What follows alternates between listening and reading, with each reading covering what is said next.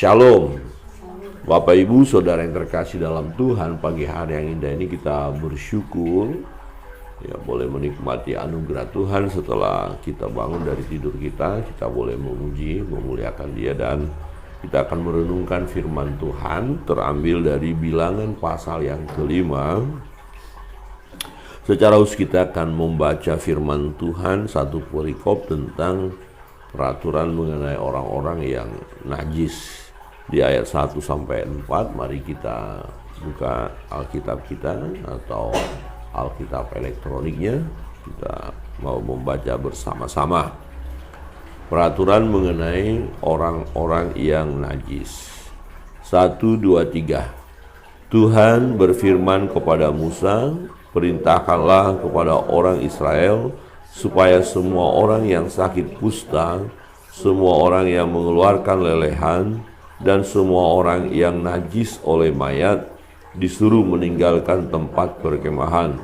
Baik laki-laki maupun perempuan, haruslah kau suruh pergi keluar tempat perkemahan. Haruslah mereka kau suruh pergi, supaya mereka jangan menajiskan tempat perkemahan di mana aku diam di tengah-tengah mereka. Maka orang Israel berbuat demikian. Mereka menyuruh orang-orang itu meninggalkan tempat perkemahan seperti yang difirmankan Tuhan kepada Musa. Demikianlah diperbuat orang Israel. Amin. Demikian jauh pembacaan firman Tuhan. Bagian ini kita mau belajar kebenaran firman Allah bahwa pentingnya hidup kudus di hadapan Allah. Jadi segala sesuatu yang najis tidak berkenan di hadapan Allah. Ya, sesuatu yang najis tidak dapat tinggal bersama dengan Allah. Nah, pada saat bangsa Israel sedang dalam perjalanan menuju tanah perjanjian, mereka disertai oleh Tuhan. Ya, kita lihat di perkemahan di mana mereka tinggal, di situ ada kemah pertemuan yang melambangkan bahwa di situ Allah hadir. Itu sebabnya umat harus menjaga hidup kudus. Ya, sesuatu yang najis harus mereka jauhi. Dan kalau waktu itu mereka sedang keadaan najis, maka mereka untuk sesaat menyingkir dari perkemahan. Jangan ada di tengah-tengah mereka. Dikatakan begini, ya, baik laki-laki maupun perempuan, haruslah kau suruh pergi keluar tempat perkemahan. Haruslah mereka kau suruh pergi supaya, ya ini, mengapa orang-orang yang sedang najis, yang sedang ada kusta atau lelehan, ya, atau kena sentuh mayat, dikatakan jadi seseorang yang sentuh mayat, orang itu sedang keadaan najis, maka orang-orang ini harus menyingkir sesaat, menjauh dari perkemahan. Mengapa? Dikatakan supaya mereka jangan menajiskan tempat perkemahan di mana aku diam di tengah-tengah mereka. Jadi kalau mereka akan ada tetap di perkemahan, padahal kondisi mereka sedang keadaan najis, apakah kena mayat, apakah keluar lelehan, apakah sedang penyakit kusta, jadi sesuatu yang najis, maka mereka harus keluar dulu sesaat. Ada waktunya nanti, misalnya orang yang sedang kena lelehan, nanti sampai waktu matahari terbenam. Ya, setelah itu baru mereka bisa masuk lagi, atau setelah mereka dikuduskan atau ditahirkan. Orang yang kena mayat keluar dulu, nanti setelah ditahirkan bisa masuk.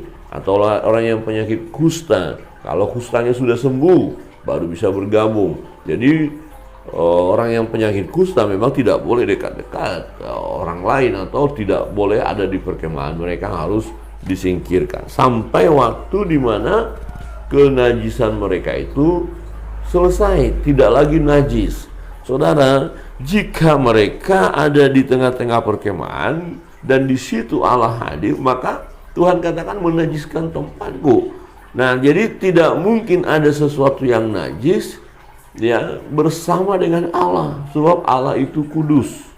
Nah, ini. Jadi sesuatu yang kudus ya jangan dicampurkan dengan yang najis. Ya, Yang najis harus disingkirkan. Nah, dapat dikatakan begini. Ya, dalam firman Tuhan ya, Mazmur dikatakan bahwa orang-orang benar itu tidak dapat duduk bersama dengan orang-orang yang tidak benar. Jangan kau duduk bersama, berjalan bersama dengan orang yang tidak kudus atau orang kafir, katakan kita pakai istilah itu, atau orang fasik. Orang benar tidak dapat hidup bersama dengan orang fasik. Jelas tidak bisa. Jadi orang fasik itu tentu akan gelisah, ya. Nah, bagaimana praktek kehidupan kita sebagai umat Tuhan? Jelas Tuhan menyertai kita, Immanuel.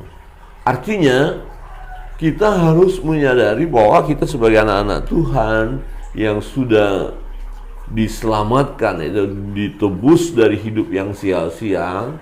Hidup kita bukan lagi hidup yang lama, tetapi seperti Rasul Paulus katakan, hidupku bukan aku lagi, melainkan Kristus yang ada di dalamku. Nah, Kristus yang ada di dalam kita, Kristus yang adalah kudus. Ketika kita percaya kepada Tuhan dan Roh Kudus masuk dalam hidup kita dimeteraikan oleh Rohnya yang kudus, maka hidup kita sudah kudus. Artinya secara posisi kita sudah dikuduskan. Nah, orang-orang yang sudah dikuduskan ini harus mempertahankan hidupnya kudus dalam perjalanan hidupnya. Maka Rasul Paulus katakan ketika ada sesuatu yang negatif, yang jahat, kedagingan itu dari sisi kita, matikan. Jadi kita harus berjuang juga. Bukan perjuangan kita untuk kudus. Kudus tadi posisi kita jelas percaya Yesus. Kemudian setelah kita percaya Yesus, maka perjalanan hidup ini harus kita isi terus dalam kekudusan, yang progressive sanctification. Jadi terus menerus. Oh, kita bisa jatuh dalam dosa setelah menjadi orang percaya, setelah menjadi orang-orang kudus. Oh, bisa. Kita lemah kedagingan kita, tetapi kita tidak sampai tergeletak, bangkit kembali, ya. Jaga hidup kudus.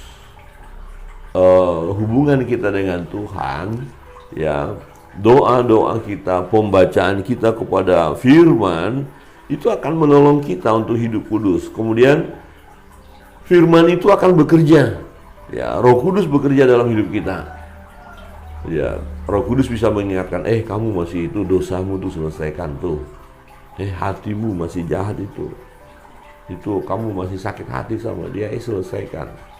Kamu belum mengampuni. Oh, kamu masih dendam. Oh, itu pikiranmu jahat. Pikiranmu itu masih porno, kotor. Ya. Oh ya, ampuni saya Tuhan. Kamu macam-macam. Itu kamu sudah punya istri, jangan lirik-lirik istri orang lain lagi. Aduh Tuhan, terima kasih sudah diingatkan, tidak boleh lirik istri orang lain. Jangan mengingini sesama toh, punya orang lain toh. Itu uang kemarin belum kamu kembalikan, itu dia. Jangan diam-diam aja, itu bukan uangmu, kembalikan. Oh iya Tuhan. Kamu jangan main judi lagi, itu nggak bener tuh sebagai anak Tuhan. Oh ya ampuni saya Tuhan. Jangan mabuk-mabukan lagi. Ya, walaupun dikasih orang teman, dibayarin untuk mabuk, nggak boleh mabuk. Jaga hidup kudus. Amin, haleluya. Nah, Roh Kudus menolong kita, mengingatkan kita. Masalahnya kita masih mau terbuka apa enggak, atau masih mengikuti kedagingan kita. Kalau kita mengikuti kedagingan kita tidak layak. Jadi umat Israel harus menjaga hidup kudus di hadapan Allah, karena Allah ada di tengah-tengah mereka. Ya sama, ya prinsipnya sama. Saat-saat ini lebih lagi Allah ada bersama dengan kita, Immanuel. Berarti kita pun harus menjaga hidup kudus di hadapan Allah. Amin. Jaga hidup kudus. Banyak kali dalam hidup kita, karena masa lalu kita, hidup lama kita ini kan tidak otomatis langsung bersih total, langsung kincrong gitu, langsung nggak berdosa kita lagi. Enggak. Memang secara posisi kita sudah dikuduskan oleh Allah. Kita anak-anak Tuhan, orang-orang kudus. Jemaat itu orang kudus. Ya, jadi jangan ragu-ragu. Jemaat yaitu orang yang sudah percaya Yesus, menerima Yesus sebagai Tuhan dan Juru Selamatnya secara pribadi, dia orang kudus. Seringkali kalau kita membaca ya, surat kepada orang-orang kudus. Ya, jadi ditujukan kepada orang-orang kudus. Kita orang-orang kudus, tetapi ya tidak berarti semua sudah aman dan kita tidak akan jatuh dalam dosa. Maka dikatakan firman Tuhan, waspadalah, berjaga-jagalah. Jangan ada orang yang menyangka dia kuat. Ya, kalau orang yang menyangka dia kuat, dia bisa jatuh. Nah, yang terpenting dalam hidup kita adalah tetap ya membuka hati, datang kepada Tuhan, siap dikoreksi. Ya, seperti lagu yang berkata ya, selidiki aku, lihat hatiku. Bagaimana kalau Tuhan selidiki? Hatimu. Itu loh temanmu yang kemarin yang kalian ada masalah itu, kau belum selesaikan kan? Oh iya, Tuhan ampuni saya mau menyelesaikan dengan dia, saya mau berdamai. Itu loh, kamu kan melakukan kesalahan, kamu loh yang salah. Masa kamu gak mau minta maaf? Oh iya Tuhan, saya mau minta maaf. Walaupun agak berat lo minta maaf lo. Kenapa? Karena kesombongan kita, harga diri kita. Kadang-kadang kita merasa begini, kalau saya minta maaf sama dia, rasanya, siapa dia? Saya terlalu dikerdilkannya. Tapi tidak boleh. Ya, pandangan itu nggak boleh kita lakukan, karena memang Roh Kudus ingatkan kita lakukan hal yang salah. Ya kita perbaiki dong.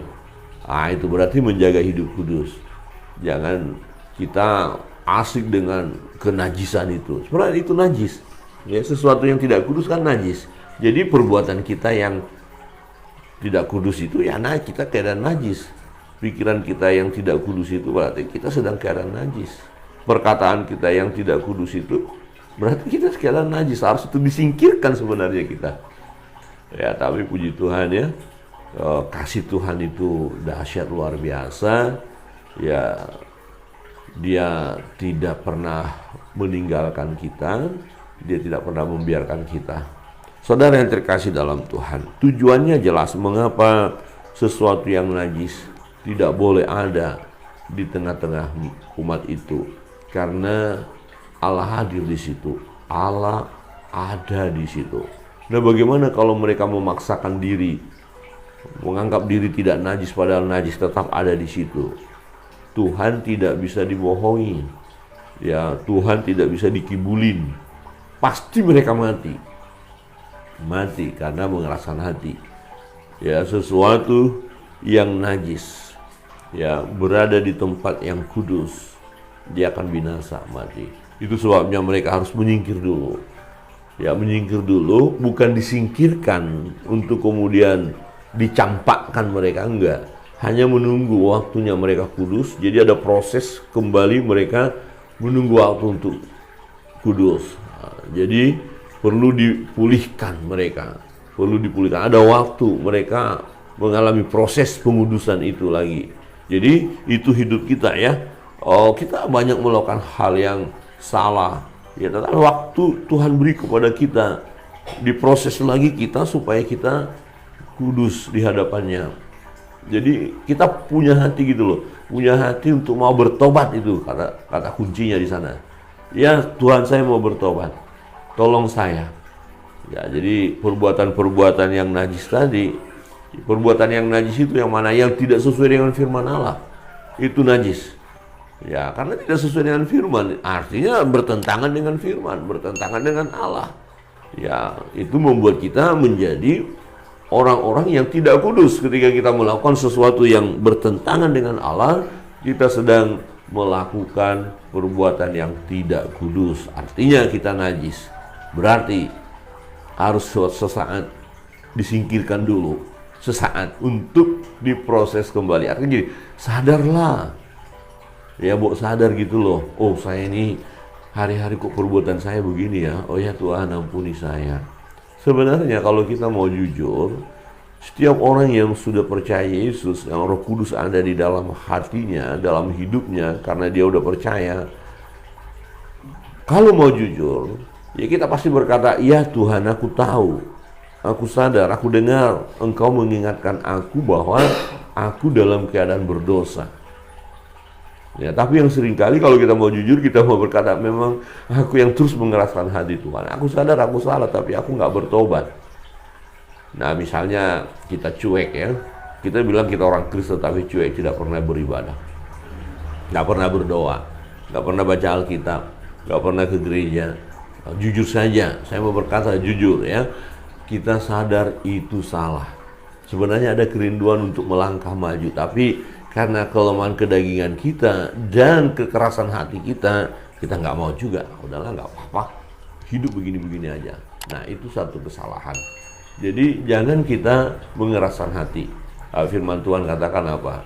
Ya, ketika engkau mendengar suara Tuhan Allahmu, janganlah engkau mengeraskan hati seperti nenek moyangmu di padang gurun. Nah, itu berbicara tentang bangsa Israel. Pernah juga mereka mengeraskan hati waktu perjalanan di padang gurun itu. Akhirnya mereka tidak masuk ke tanah perjanjian. Nah, itu persoalannya. Jadi jangan sampai kita kehilangan berkat-berkat yang Allah sediakan untuk kita nikmati oleh karena kekerasan hati kita, tidak mau kita mengubah hidup kita, tidak mau mengalami perubahan. Nah, ini kita tidak dapat menikmati sukacita penuh daripada Allah. Untuk itu mari kita menjaga hidup kudus di hadapan Tuhan. Amin. Amin. Sesuatu yang najis bisa kita catat deh. Kita sadar apa ya? Oh Tuhan, saya masih terikat dengan ini, perbuatan ini, kedagingan ini. Wah, saya masih menipu orang lain masih saya lakukan. Bisnis saya juga masih kotor. Saya juga masih mengklaim punya orang menjadi punya saya. Ya, pikiran saya juga masih kotor. Ya, masih jorok, porno. Oh, saya masih terikat dengan minum-minuman keras. Oh, saya masih, rokok saya ini masih kuat sekali. Oh, saya masih masih terlibat dengan narkoba. Oh, saya masih masih hidup di diskotik dengan poya-poya. Catat aja semua. Tuhan, saya mau bersihkan ini. Amin. Saya mau bersihkan, saya mau berjuang untuk menyelesaikannya. Bukan dengan kekuatan saya Tuhan, tapi dengan kekuatan Roh-Mu yang kudus. Percayalah ketika kita melangkah, Tuhan akan tolong kita. Memang ada yang akan menghalangi, ada musuh kita. Kan sudah Tuhan peringatkan. Berjaga-jagalah, waspadalah, lawan musuh iblis berjalan berkeliling seperti singa yang mengaum dan siap menerkam.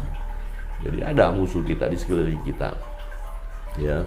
Misalnya kita masih gampang sakit hati misalnya. Tuhan, saya mau berjuang, enggak mudah sakit hati. Terserah apa kata orang, tetapi aku tetap fokus memuliakan Tuhan. Bapak Ibu, saudara yang terkasih dalam Tuhan, pagi hari ini kita diingatkan oleh firman supaya kita menjaga hidup kudus di hadapan Allah dan segala sesuatu yang najis kita mau singkirkan dalam hidup kita. Percayalah, kita bisa. Ya, bukan karena kekuatan kita, tapi karena Roh Kudus akan tolong kita untuk kita dapat hidup kudus di hadapannya. Kita mau terus berserah hanya kepada Tuhan. Kiranya kebenaran firman Tuhan menolong kita dalam segenap perjalanan hidup kita. Hari lepas hari kita terus dibaharui oleh Tuhan. Tuhan Yesus memberkati. Kita akan masuk dalam doa-doa kita. Percayalah, Dia Tuhan yang memberi yang terbaik bagi kita. Kita naikkan satu pujian, kemudian kita akan berdoa bersama-sama.